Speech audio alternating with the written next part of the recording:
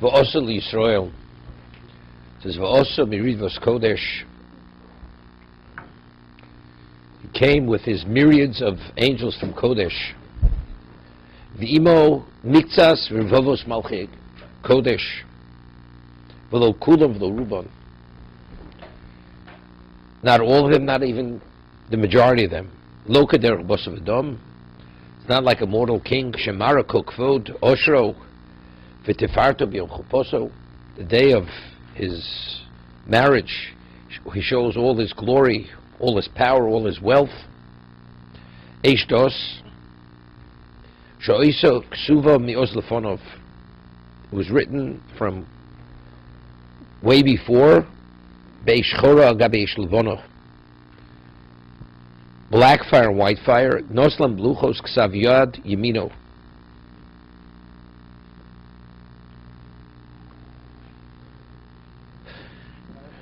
One second. So over here, take a look in the Sifsei Chachamim. He says you have to read the pasuk. Mimino lomo dosh eish. From his right, lomo means from way back. There was dos. The law was written in fire. That's mimino eish dos. Lomo. Right? The lomo means from earlier. Dos eish. The dos was written in fire. It's dos eish. Lomo. Davar acher eish dos tamur shenos lem b'toch eish. Eish dos means the dos was given within fire. Not it was fire, but it was written in a context of fire. Dos is religion. Eish is fire.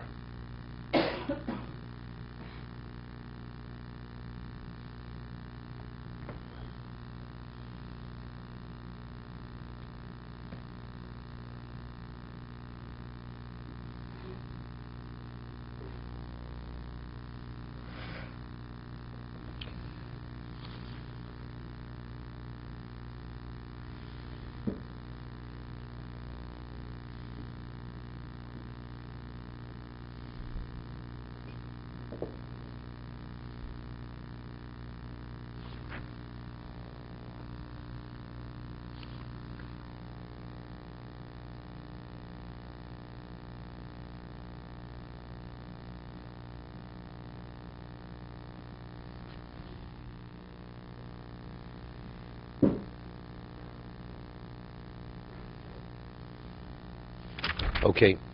Af chovivami kokdosha biyodecho. He was af chovivami. He endeared the nations. Which nations? Speaking means the Shvatim. He also endeared the Shvatim. Kokdosha biyodecho. All those who are holy are in your hand. Heim tuka the raglecho. The question of what the word tuka means. So the Targum says, Inun midabrin. Tachas anonoch. Midabrin means they were led. Or they walked under your cloud. Tuka means they bent themselves. Rash is another pshat. We'll see. Yisumi dabrech secho, to accept your commandments. Each one of the shvatim is referred to as an am. How do we know this? Binyamin was the last child of Yaakov to be born. She'omar HaKadosh Baruch Hu Yaakov goy ukal goyim yimimcho. He says there's a goy and a kal goyim will come from you. We're going to go. There was only one son that wasn't born yet, so we see that even the child, one, is referred to goy, equivalent of a nation.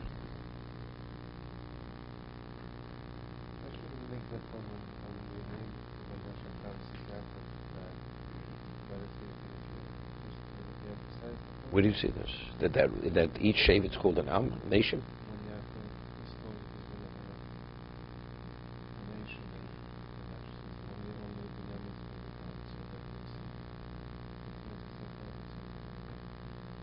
Take a look over there.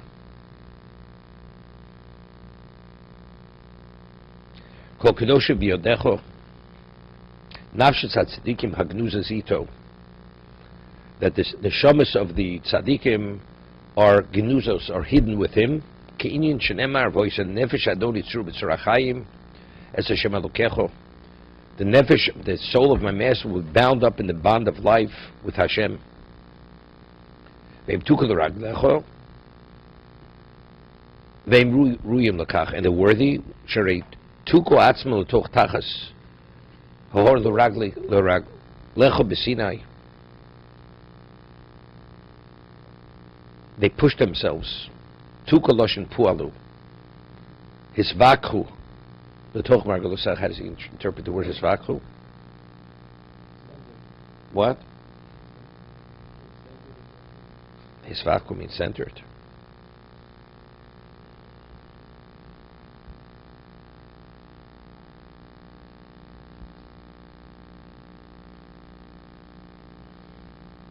To gather. They took upon themselves the yoke of the Torah. It's interesting what Rashi says here. Yisam Dabrasech means they accepted the Torah. What does it mean they accepted the Torah? We had no idea when he offered the Torah. We didn't know what the Torah was. Do you want my Torah? We said yes. So when you said yes, what did you accept upon yourself? The unknown. But what did you accept upon yourself? The yoke. We're willing to accept the yoke of Torah. What is it? It's irrelevant what it is. We agree to be subservient to you. Whatever that subservience is, we accept it. Midabrasecho, skip next one. Kol kedosha biyadecho, kol tzadikeim, v'tuveim dovku boch. He's learning another pshat, kol kedosha biyadecho, not like before. All the tzaddikim, the good ones, they attach themselves to Moshe Miachrecho. They did not remove themselves from you. V'ata shomrim, and you watch over them. V'yotcha samta aleim, and you keep your hand over them. Ve'im tukul raglecho, ve'im ismatzim miskantzim tach tziloch. They allow themselves to be covered with your shadow. Isam dabrasecho, mekabling zerasecho v'dasusecho b'simcho. It's interesting. Yiso is an expression of uplifting. So that's very positive. They accept your decrees and your laws with joy. The connotation Yiso. Yiso is lifting up. Yiso medabrasecho.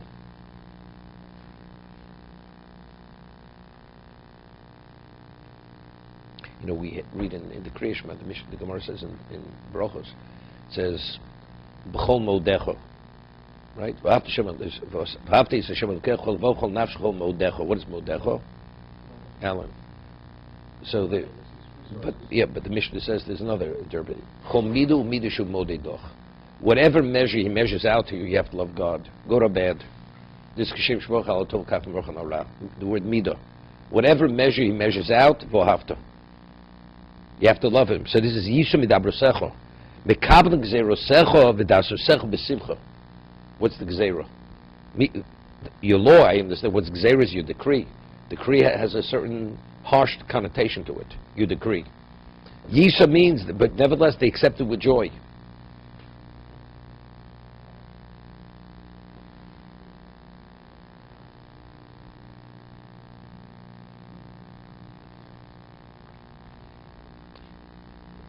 Story I always tell over about the Kloisenberger Rebbe, story Rabbi Kalatsky with the Russian. That, you know, when the Russians first came to the United States in the 70s, and Rabbi Yaakov spoke Russian. Rabbi Yaakov Kamenetsky is from Russia. He's a Rav in Russia, and meets this person, and he says to him, "Do you remember anything from your childhood?" He was born before the Russian Revolution. So he says, "Do you remember Shema Yisrael Hashem Elokei Hashem?" Nothing. You remember Modani? Nothing. Remembers nothing. So he says, "Do you know any psukim, any verses from the Torah?" He says, "One pasuk I know. Al Asher El asher lo aved Hashem Elokecha b'simcha u'tuv levav. Mirov kol. That the tochacha.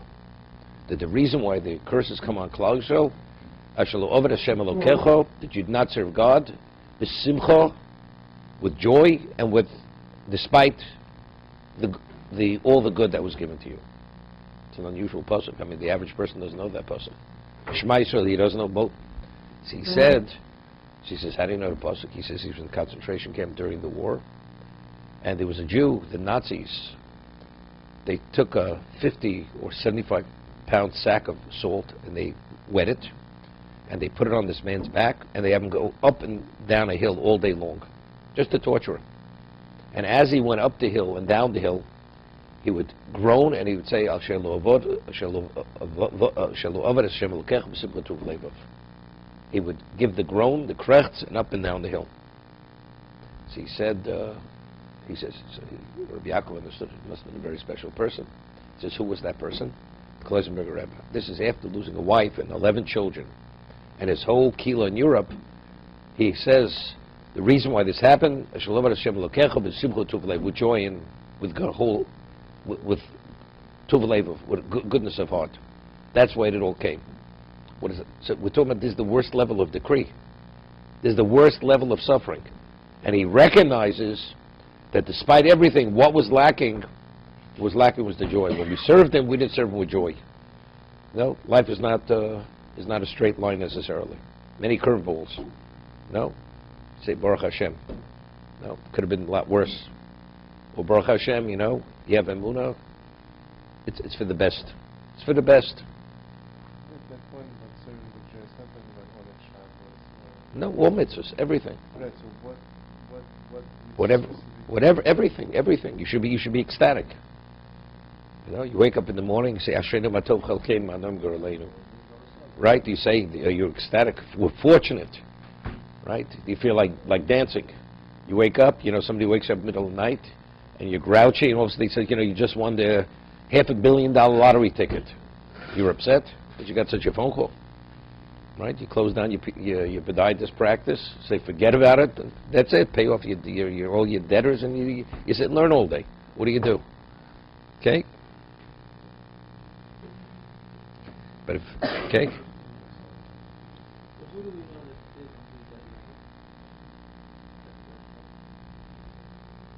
Nachum Mishgamzu for sure. David, Nachum Mishgamzu is way after David. Right? What the man's going to the gallows. The man is as calm as ever. He's going to the gallows. They're about to decapitate him, whatever. It's okay, not a problem.